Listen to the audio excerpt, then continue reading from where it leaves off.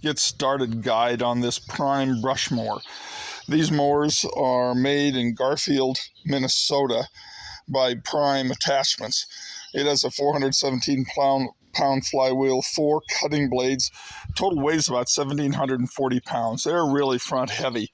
It's well made and does the job it's made for. It's a low flow model. I want to go over a couple of things when you get started on it, which might confuse a first-time operator. First, they have labeling. It says, do not use without safety chain attached. Well, here's the safety chain over in the bottom of the left side. It mounts here to the unit, and what it's for is to mount to the frame of your skid loader to prevent this mower from going too high. Because if you lift this mower horizontally high enough that you can see under the motor from your cab, it could take a branch and shove it through that door, causing significant damage to your machine and even impaling the driver. So it's a really good safety device. If I was having someone else run the machine that I wasn't sure of, I would put a padlock on that and lock that so it didn't get too high, because this thing runs at an incredible high rate of speed. This is a low flow machine. It is direct drive. And which brings us to the next warning label here. It says check oil before operating. Well, since it's direct drive, there really isn't any oil to check. There is an oil reservoir on that high-speed pump, and you can check that once a year, but it's not the typical model where you have to fill the reservoir with oil. Next, we have a note that says, read operator's manual before operating.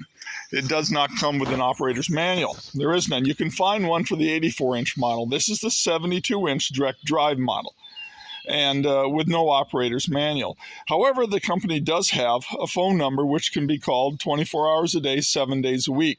I did make a call to it on a Sunday morning. I didn't get any answer then, but the company's been very good about answering my questions before buying this machine and after buying it by email and telephone calls.